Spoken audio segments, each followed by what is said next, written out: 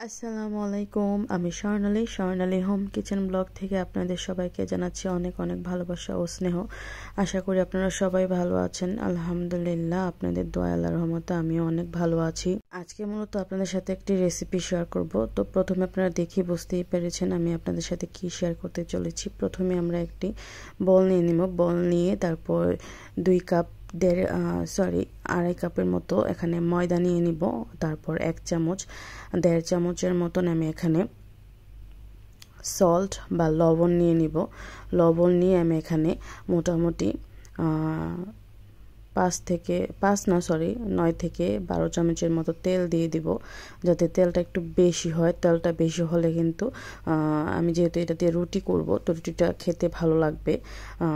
মানে রুটি ভাজার সময় আর আলগা কোনো তেল লাগবে না। তো তেলটা দিয়ে ভালো করে আমি হাত দিয়ে মেখে নিই। মেখে নেওয়ার পর এখানে আমি পানি যতটুকু লাগবে, আপনারা যতটুকু ময়দা নেবেন তার আন্দাজ করে পানি দিয়ে গরম হালকা কুসুম পানি দিয়ে ময়দাটা সুন্দর করে গুলে নেবেন। দেখতে পাচ্ছেন আমার ময়দাটা গুলে নেওয়া কমপ্লিট। আমি এইভাবে ঢাকনা দিয়ে ডেকে রেখে দেব আধা ঘন্টা রেস্টের জন্য। আর এই মাংসগুলো আমি এখন কেটে নিব, যেহেতু মাংসগুলো আমি একটু থেতলিয়ে নিব। তো দেখেন, অনেকে কিন্তু হ্যামার দিয়ে থেতলিয়ে নেন, এখন আর হ্যামার দিয়ে থেতলানোর দরকার পড়বে না। দেখেন আমি কি সুন্দর ছুরির উল্টা পেটটা উল্টা সাইডটা দিয়ে সুন্দর থেতলিয়ে নিচ্ছি। এইভাবে থেতলালে হয় কি মশলাগুলো সবগুলো সমানভাবে লেগে থাকে মাংসে, আর খেতেও কিন্তু জুসি আর অনেক মজা হয়। তো এই তো আমার সবগুলো মাংস এরকম করে থেতলিয়ে নেওয়া হয়ে গিয়েছে। এগুলো কিন্তু হ্যামার দিয়ে করতে হয়, আমি অবশ্য হ্যামার ছাড়াই করেছি। তো আমি একটি যে পাত্রটা আমি মাখবো ওই পাত্রটায় নিয়ে নিলাম, দেখতেই পাচ্ছেন। তো পাত্রটা নিয়ে আমি এখানে 1.5 চামচের মতো লবণ দিয়ে দিব। তারপর লবণ দিয়ে দেবো, হলুদের গুঁড়া দিয়ে দিব, তারপরে মরিচের গুঁড়া দিয়ে দিব, জিরে গুঁড়া দিয়ে দিব 1 চামচ করে। শুধু মরিচের গুঁড়াটা দিব আমি 2 চামচের মতন। তারপর এখানে মাংসের মশলা দিয়ে দিব, চিকেন মাংসের মশলা। তারপর গরম মশলা দিয়ে দিব, সয়া সস দিব 2 চামচের মতো, আদা রসুন পেস্ট করা আমি এখানে 2 চামচের মতো দিয়ে দিব। তারপর এখানে আমি জিরা গুঁড়া, ধনিয়া গুঁড়োও দিয়েছি। তারপর হলুদ গুঁড়োও দিয়েছি, মরিচ গুঁড়োও দিয়েছি।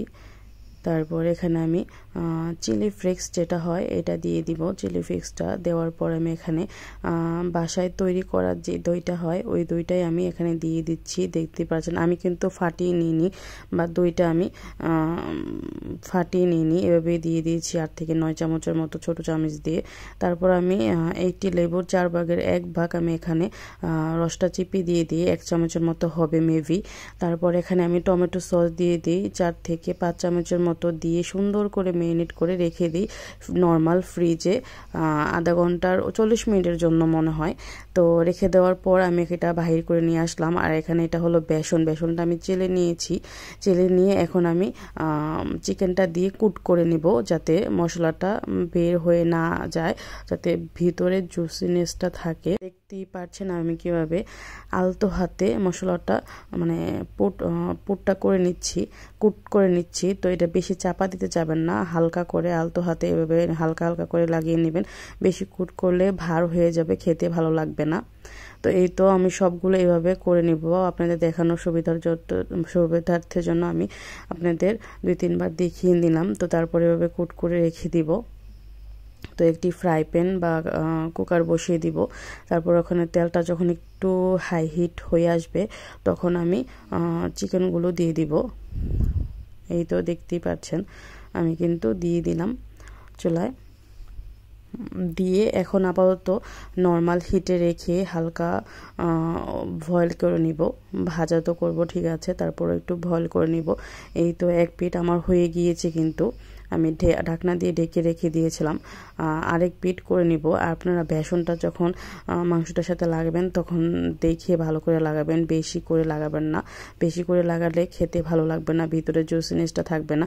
এভাবে করলে কিন্তু আমরা বাসায় কিন্তু অনেক রকমভাবে চাপ খাই, ঠিক আছে। এভাবে চাপটা যদি আপনি করেন তাহলে কিন্তু অনেক মজা হয়, ভিতরে একটু জুসি থাকে, ভিতরে ড্রাই হয়ে যায় না।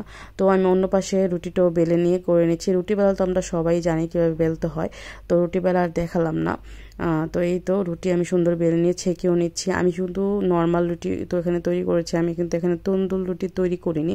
আমার কাছে তন্দুর রুটি ওরকম একটা ভালো লাগে না, আর তন্দুর রুটি খেলে শুধু পানি তৃষ্ণাই ধরে।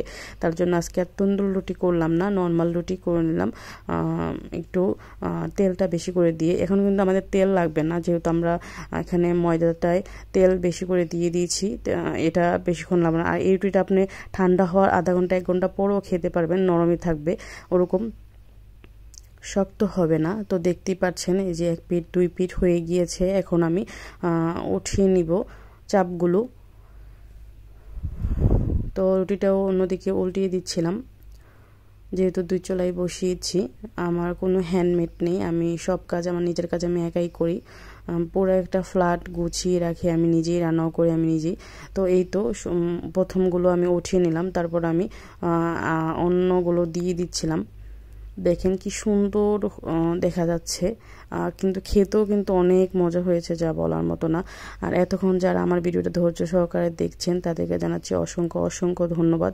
আর আমার ভিডিওটি যদি আপনাদের ভালো লাগে তাহলে অবশ্যই আমার ইউটিউব চ্যানেলটাকে সাবস্ক্রাইব করে রাখবেন। আর যদি অনেক ভালো লাগে তাহলে অবশ্যই একটি লাইক দিয়ে পুরো ভিডিওটা ধৈর্য সহকারে দেখবেন, আর একটি করে হলেও কমেন্ট করে যাবেন, পরবর্তীতে যাতে আমি আপনার আইডিতে গিয়ে আমিও আপনাকে সাপোর্ট করে আসতে পারি।